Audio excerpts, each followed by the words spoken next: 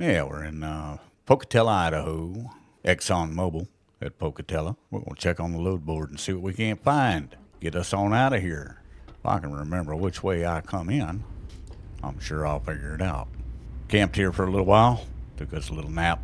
Caught up on a little sleep. Well, let's see here. Where, oh, where is the load board? There it is. By God, we'll just check it out.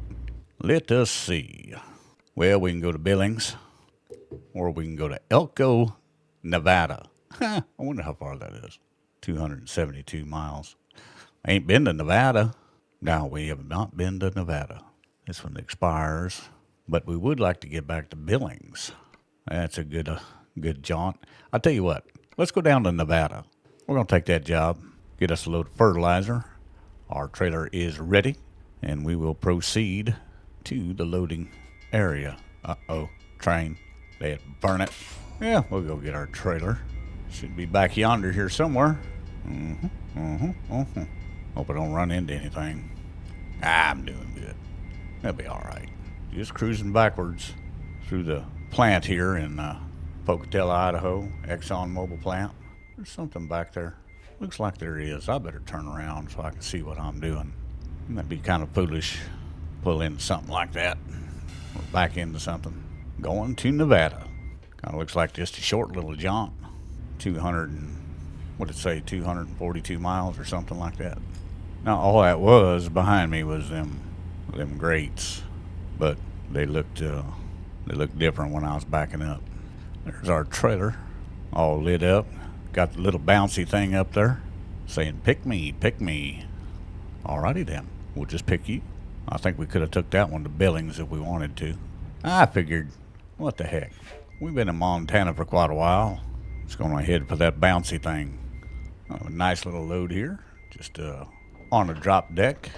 Lights are on, load is secure. Remember that thing we talked about earlier on? We can't get out, so we're just gonna turn this way.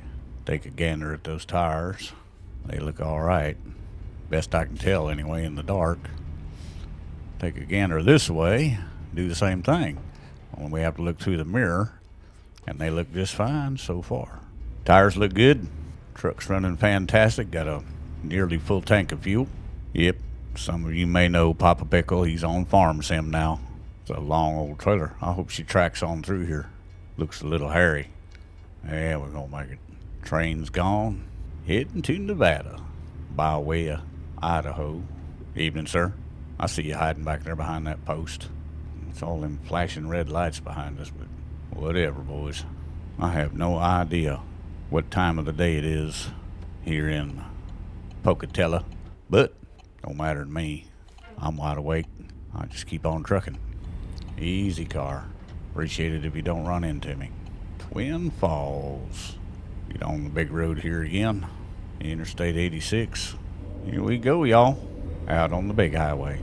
Once again, running through the middle of the night. Hit the old Jake's. Rest area, somebody trying to slip on out of there. Better give them a lane. You know, it's the courteous thing to do. But I tell you what I don't like, and I won't stand for, is somebody that hangs out on my side like that. I'm on big truck. I see you. Bus. Big bus. Coming over to my home lane here, boys. Where I feel at home. Ogden in Salt Lake, Utah. I don't know if I told the story or not. I might have. But I used to haul cattle out of this area for Ted Turner. Turner Ranches. Used to haul to Denver, Colorado. They'd load 18 bull wagons in the morning, 18 in the afternoon. Send them to Denver, Colorado. I think I did tell that story because remember I talked about it rained one day and all them trucks got backed up in a little old town. There's nothing but bull wagons. Almost look like Christmas lights over there. I don't know what in the world is that. I have no idea. Yeah, just remember now when you're trucking, you got cars that do things that are not good for a truck. But now let's look at the reality of it. And the reality of it is they don't know. Sometimes they don't know what they're doing could cause an accident. You have to be the responsible one. You are much bigger and much heavier than everybody out here on the road. But you kind of got to watch out for them. It's your job. About like missed my turn here. Didn't use no blinker. Oh well. I knew that'd happen. Well, we could, as long as these lights are, we could probably cook up some breakfast while we're waiting. Yep, got us another stoplight coming up. I'm coming over there, big truck. So, or bus, whatever you are back there. I got this a little crowded right through here, y'all. Ooh, back, big truck. Hey, well, old Papa Pickle just had a little fender bender. Did not even see that guy. Well, sure it's a good thing it's a truck sim. Papa Pickle feels a little silly. So that guy's mad at me? Bet he is. Now, I would like to make a point that it was pretty obvious that I could not make that curve without taking up 2 lanes. And that was another truck that I hit. And if you got pulled over and brought the law in on that, I would be at fault because I was out of my lane. But in reality, a common courtesy would have been to give me the room I needed to make that curve and not come flying up on my side like that, like he did. So, there you go.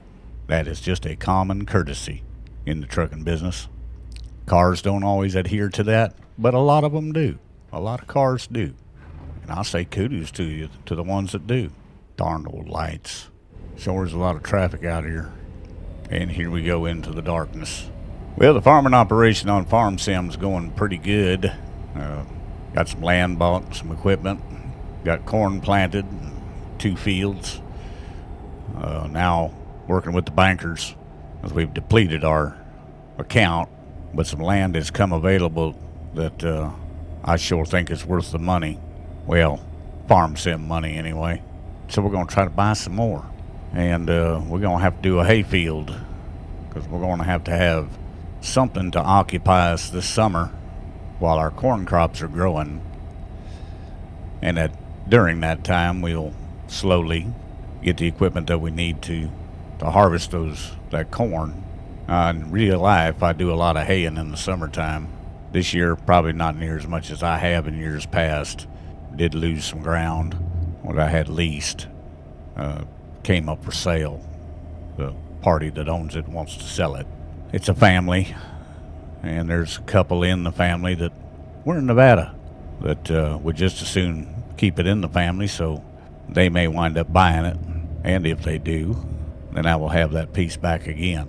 But as of now, I had to vacate it so that it is open to the next buyer. Only makes sense. Jackpot Nevada. You know what I think we'll do when we leave out of here? See, that truck just pulled right out in front of me.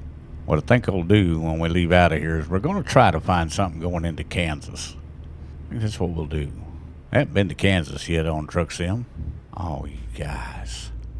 What is with all this traffic at this time of day? Where are you people going? Have you been out to the bars? Do you have a job that starts in the wee hours of the morning? What is the deal? It's just a line of them up there in front of me. Must be a factory out here or something.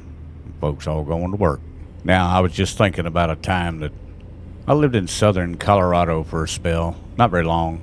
And believe it or not, I rode cow pastures down there. In fact, it's a valley called the Louise Valley. And it stretched for miles and miles and miles. And my job was to ride that pasture during the day and find sick cattle and treat them. Those that had become in need of water, got themselves wandered too far away from water, couldn't find it, point them in the right direction. Those were the type of things we had to do in the San Luis Valley. But anyway, the story I'm about to tell doesn't have anything to do with the San Luis Valley, but it's kind of a good one. It's kind of funny. We were going down into New Mexico to cut what we called poles. We'd cut poles, 16-foot poles, and build gates, rail fences out of it, and make for a neat-looking gate and a neat-looking rail fence. Anyhow, we had this couple of guys going with us that were a little green about going into the mountains and cutting poles. So as we made our way up there, we told them to be sure and keep an eye out for the mountain Jackalope. Jackalopes? They said, what in the world is a jackalope? You ain't never seen a jackalope? No, we ain't never seen a jackalope. Well, they run wild on the prairies of Wyoming and Montana. It's actually a jackrabbit with horns. Oh, you're kidding me, they said. No, really. A jackrabbit with horns.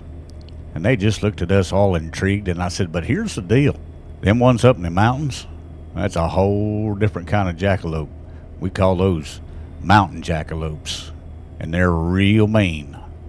If they see you, they will come at you in a heartbeat and chase you down that mountain. Well, we was up there cutting poles, and me and my brother, we kind of giggled a little bit. And I said, it's time. He said, yep, it's time. So I hollered out, jackalope. Man, I've never seen two guys run so hard in my life.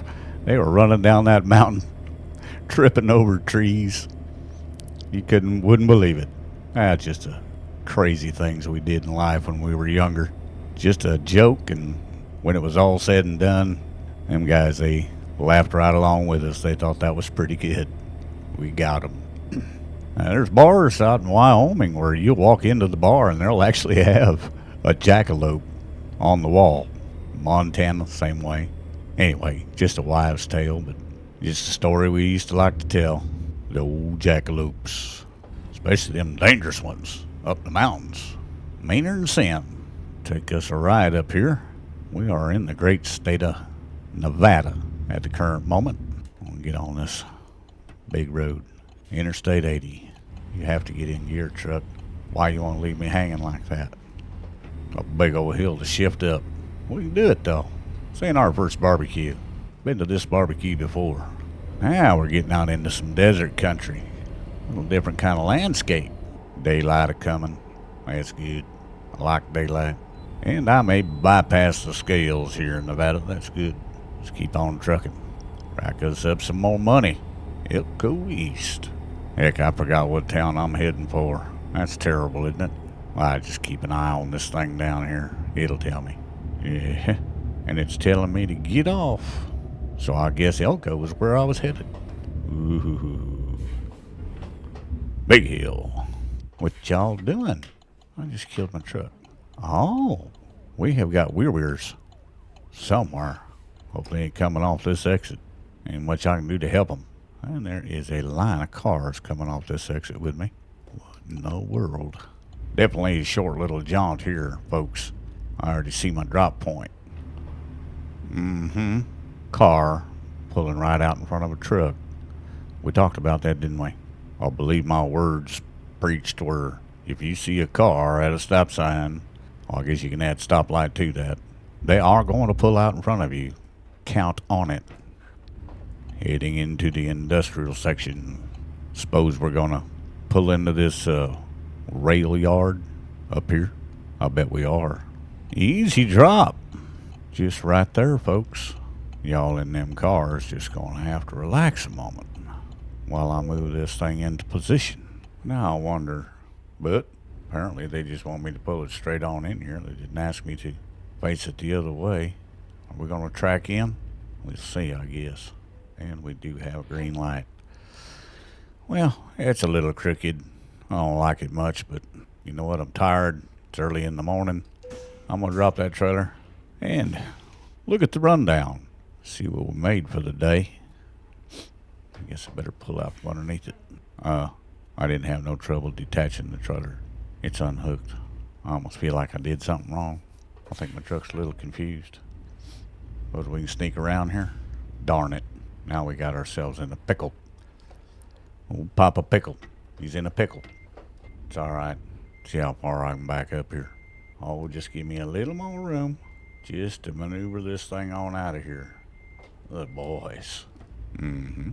You're in there, big guy. Why are we bouncing on top of that thing? You know what? I think I might have messed up. I am going to see what this operation wants. It's telling me something. So I'm going to whoop back around here. I might have gotten a little bit of a hurry there. I think I did. I think I needed to track that thing inside. But I saw them green lights and just figured we was fine. But apparently, I was wrong. I was wrong. Papa Pickle was wrong. Can you believe that? Don't worry, boys. I'll fix that. I'll fix that straight away. Well, don't worry, little lady. I'll fix your wagon. John Wayne. Yep. Was I failed in the maneuver, and I'm failing in this maneuver too. It's kind of surprising.